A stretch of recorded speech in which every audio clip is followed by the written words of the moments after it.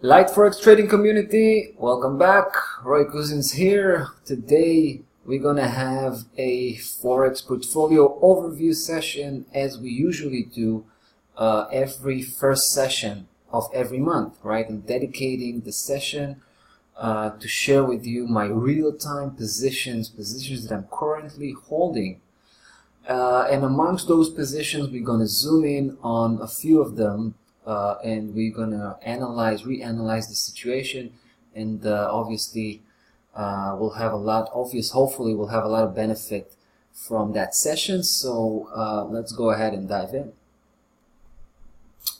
All right, guys. So we're gonna have an overview first on my current positions. I hold 7 positions at the moment.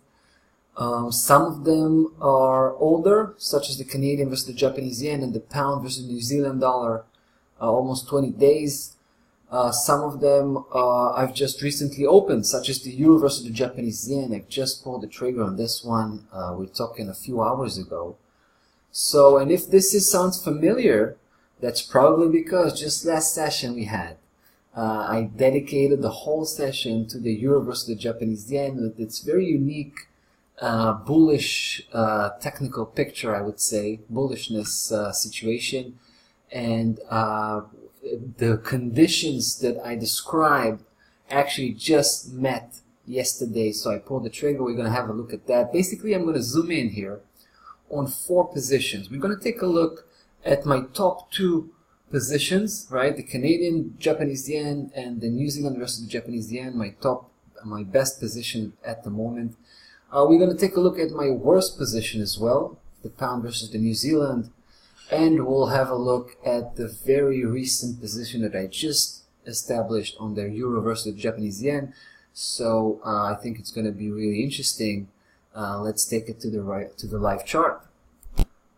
All right, so this position I established about 8 days ago. And if you count the actual bars here on the daily chart, you can actually see why, right? You can actually see the exact moment I pulled the trigger here, and it was based on breaking above my trigger level. My trigger level was officially the 74.17, this key level you see here, which comes from a higher time frame symmetric setup. Let's take a look at that. Coming from the monthly chart, believe it or not, this is a pretty massive trading range, just the way I like them, right? So I have that basic structure coming from the monthly perspective, and this trading range, you can actually track it back to 2015. Now, the reason I'm still interested in this formation is mostly because what happened here last month. Right, because if you see what happened here last month, price was trading sideways ever since the middle of 2015. It built up a few pretty well established legs. However, the last leg, right, the 4th leg, actually made a very, I would say, a very hard landing here with that spike. Take a look at this moment. And it was just last month. But what was mostly important to me was the fact that not only we had that bounce, right, that huge bounce, which suggests that there is massive support at this area, which doesn't surprise me at all, right? This is the lower section of that setup. But the fact that price made it above that 74.17 by the end of the month was a pretty serious indication that, you know, that 4th leg, that downside move, which we can pretty much pinpoint for, I think it was roughly the end of 2016, right? Roughly at this area, price began to trade sideways and then downwards. So pretty long downside trend, right? We're talking about, 2.5 years? Now, the fact that it closed back above 74.17, and that's coupled, right? That's coupled with positive sentiment coming from the stock market, right? From Wall Street, we know that the yens, right? The yen currencies are pretty highly correlated to the stock market. So it makes sense, right?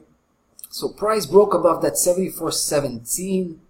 That was a very important event.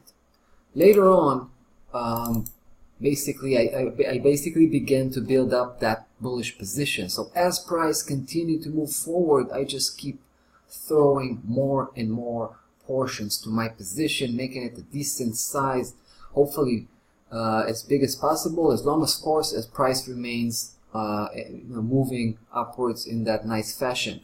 Another element I would like to point here is the fact that we've crossed the 200 daily moving average, and I want to show you exactly what happened here. It's quite interesting. You know, I hold a lot of respect to the 200 daily moving average, and for good reasons, right? First, you can see the engagement. The first engagement, the first attempt to break through was just spiking slightly the moving average, but closing below. The next day was a success. Price actually closed above the 200 daily moving average, but what's fascinating is what happened here the following day, which price actually tried to test that 200 moving average, this time from above for the first time, and you can see it failed, leaving that little spike there and beginning to move away, right? So it's kind of a pivotal point, and this time I think it does a pretty interesting, pretty good job. I mean, as long as price obviously remains on the upside, we're good. I think we're going to have an important key level soon. Let's take a look at that. 76.70. I plan to take some profit off the table at that point. If price continues and crash that level, I'm going to go right back into increasing the position again all the way to 80.52. Right? This is a big move, ambitious move. I'm trying to take the whole trend. We're talking medium-term trend here. I'm going to try to chase this all the way to 80.52 according to what we saw from the bigger picture if price reached the upper section as I expect.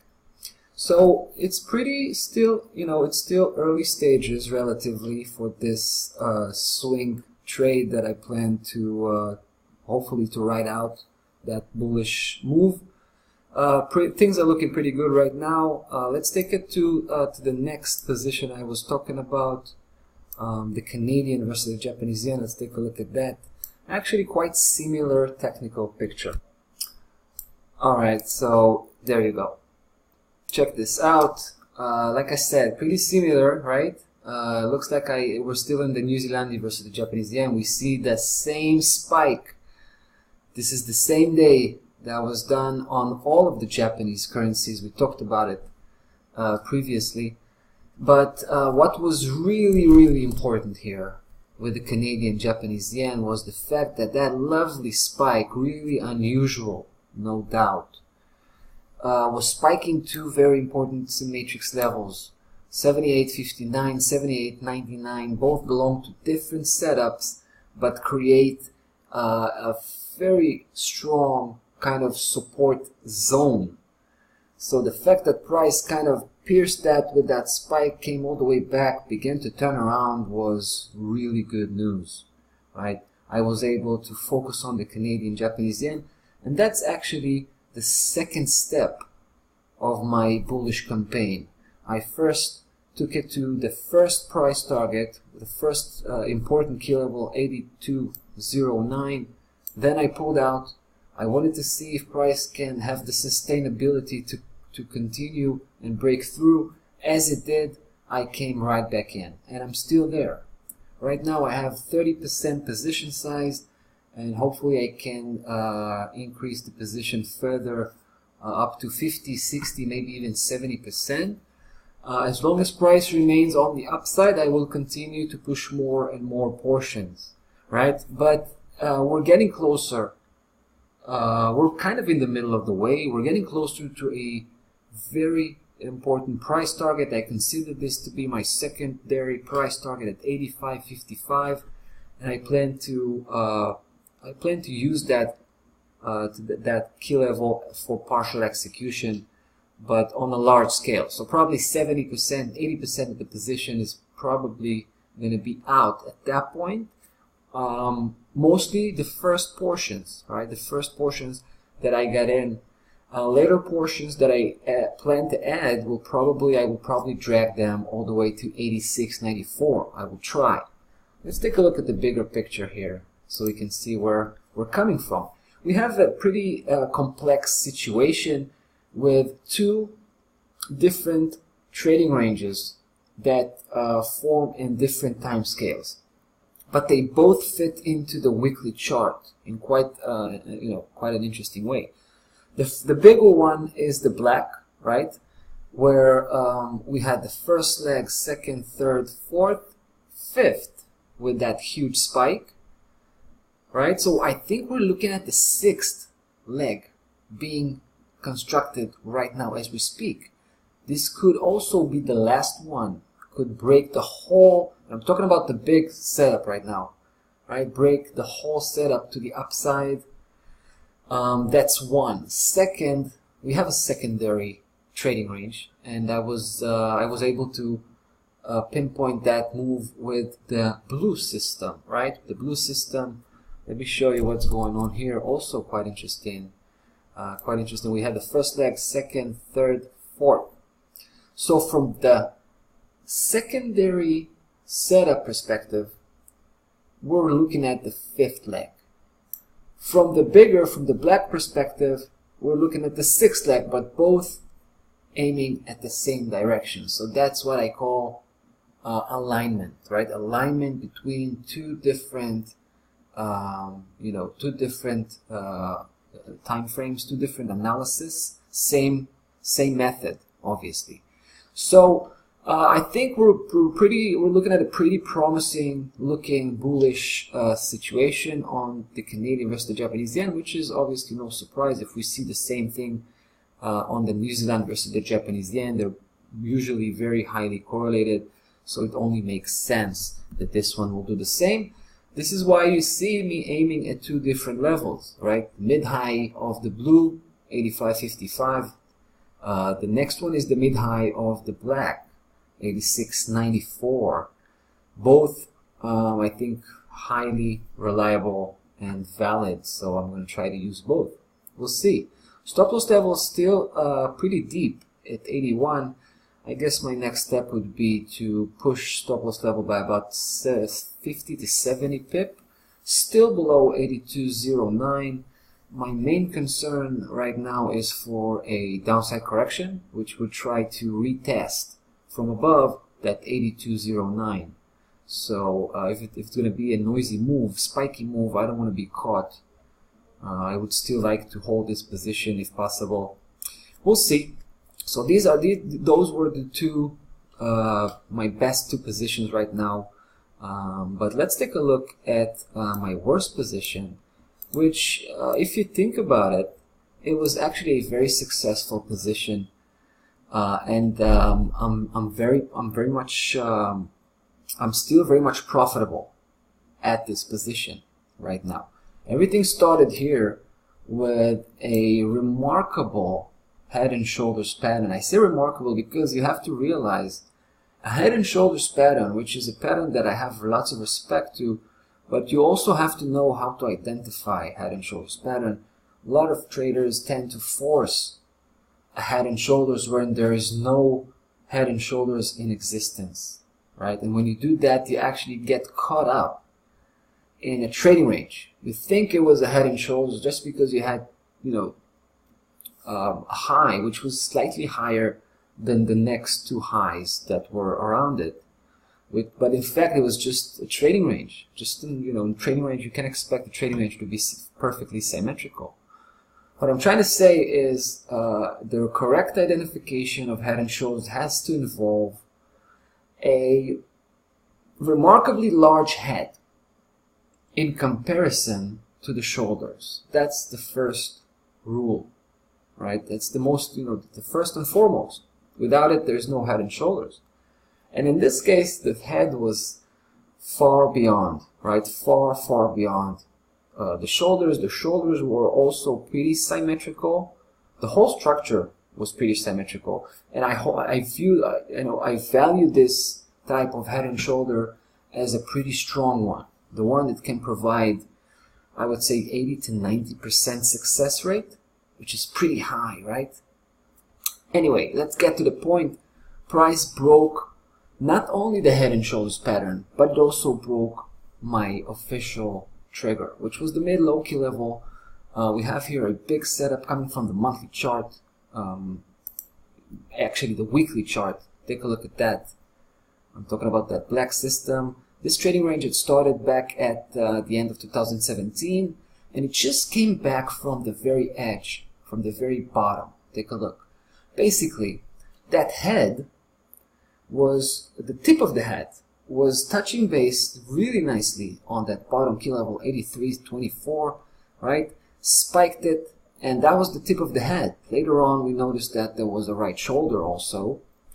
But also, what was really impressive was the fact that I had here, which is something that I really like to have every single time. I'm excited when I have that. That's a natural neckline, right? Instead of drawing manually neckline, which is never a reliable thing to do, if I have a natural neckline in the form of an important key level, that's the best. And that's exactly what I had here. That mid-low key level, 89.01, was a perfect natural, neckline for the whole head and shoulders pattern. Now, I said it was still a profitable position because I hold this position for 20 days, almost 19 days. So if you make the calculation, you'll see that I've entered right as price began to complete the right shoulder, right? It broke the neckline. I began to move in, and I moved in swiftly. And I began to build my position. As price began to move up, up, up, I kept increasing the position. At some point, I noticed that it begins to capitulate, right? When that started, I started to take out my earlier portions, very profitable. Well, the first two were very profitable. The third and fourth were less profitable, but I kept one portion in because I wanted to keep this position alive. I was pretty convinced that what we're going to have here is just a technical downside correction. A correction that would have to correct the whole head, the right side of the head, including the right shoulder, because that haven't been corrected yet. And I also thought it was pretty I thought it was pretty natural for price to come back and retest that 89.01, right? I thought it was expected, actually. So it went down. I kept the position alive. Obviously, I was beginning to suffer from a loss on that last portion that I kept in, right? But it was just 10% of my position size. So, if it was hugely offset with the profit that's been made at that point, up until that point. But my plan was that to come right back in, but in a much better spot. So I was hoping for price to react to that 89.01, not close below, begin to turn around, so I would just hit and keep hitting as long as price actually reversed at that point. Now, it started very, very promisingly, right? It landed right on that 99. We're talking just 2 days ago. It spiked at 89.01, which was good. I was getting ready to pull the trigger on the, reinitiate my my second portion here after all that downside move. I mean, I was waiting for pretty much 5 days, I think. But my trigger, I was fine-tuning my trigger with this particular level. Take a look, 89.78, which belongs to a local trading range, just a local trading range that is best viewed from the 4-hour chart, actually. And my hope was that price could not only, react nicely to that 89.01, but also make it above that 89.78. But yesterday, I was pretty disappointed to see that it failed miserably. Take a look at that. I mean, price was right there drilling into that bottom key level, but it just bounced back eventually and closed right in the middle. It's basically trapped. Now, what was also quite surprising was the gap. Take a look at the gap we had just from yesterday, right? Price just jumped above that 89.01. How weird is that, right? It jumped above that key level and opened just below. Now, it started on the upside, no doubt, that's good. But I feel uncomfortable right now, right? I feel uncomfortable. The failure to break that 89.78 yesterday, the gap below 89.01 could suggest that we have some more downside moves, and maybe just by the end of the month, price will come back all the way to leave a huge spike. Basically, not even the month. It could happen even on a week, by the weekly close. It could happen by the weekly close. I mean, you can actually see how price is reacting very nicely on the weekly, right here on that 89.01. But I gotta tell you, I don't feel too comfortable right now on this position. But as you can see, I got a stop loss level that protects me, right? At 88. It's not too far from price action, which trades right now around 89.10, I believe that is. So we'll see how that goes. But I still believe in this position and this conviction from the long-term perspective, that's for sure. Alright, let me take you to the last one, right? The last case study that we have, the last position that I've established just a couple of hours ago. It was right at the beginning of the trading day. And I was waiting for, a break above that trigger level we were talking about, right? The top key level, 125.48 here. Actually, I was convinced that price is going to do that by the end of the week, but it failed, right? It failed. It actually engaged with that level last Friday, but it wasn't successful on the break, right? It actually kind of spiked it a little bit, closed below, and so I waited a little bit longer, and today I noticed that yesterday's close was above 125.48. So this has been officially triggered, right? Now I have to say I have some reservation with regards to that. This is just a daily close. It's unconfirmed, right? So the way I do it, when it's unconfirmed, right, it's just the daily, I just call it an indication. It could be a false breakout. So I start very small with just 10% position size, and if that's going to be confirmed by the weekly close, then I'm going to be much more active when it comes to increasing the position, right? Right now I'm going to keep it small because it's unconfirmed yet, but it's definitely a good sign. Having said that, there is this obstacle here. It's too close to be considered as a secondary price target, and it could be a massive barrier. It could be a serious obstacle. The 126.34, right? You can see it right here. I think price will hit that key level soon, pretty soon, and then it's going to be interesting to see what the reaction is going to be. If this is going to be a clean-cut break, I'm going to be going in strong, basically, with the intention to take this all the way to 130.23 right here. This is the setup we're looking at. It's an amazing one, I gotta tell you. This is probably, this is the ideal setup because it's well established. We have 4 legs, and the 4th leg was spectacular. Take a look at that huge spike, going back eventually all the way just to close back inside, right? And the turnaround. So, this looks pretty promising from a bullish perspective, and I expect a full leg. That would have to be the 5th, right? All the way back to the upper section. This is why I'm focusing on this level, 130.23, 22.8, 23 anyway. So yeah, that's the situation right now.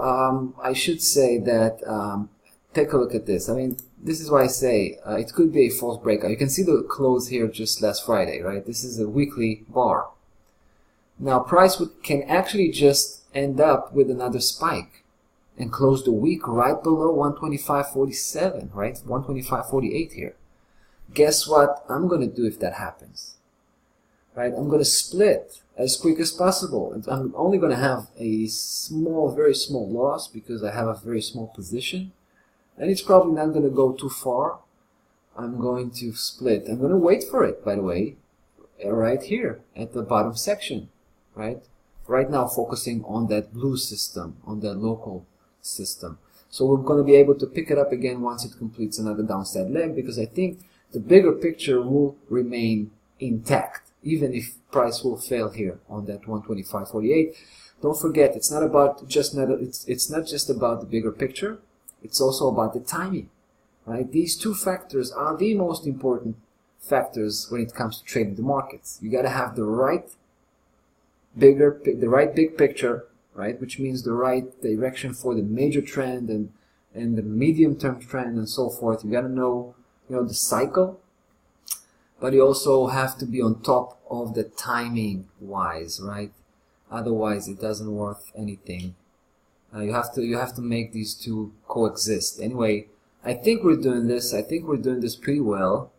And I hope you enjoyed this session, guys. I think we came to our end for this session. I think it was pretty intense, but we'll see you again on the next Forex portfolio overview, which will be at the beginning of next month, of course. But we will have the next session just in a couple of days. So till next time, be well.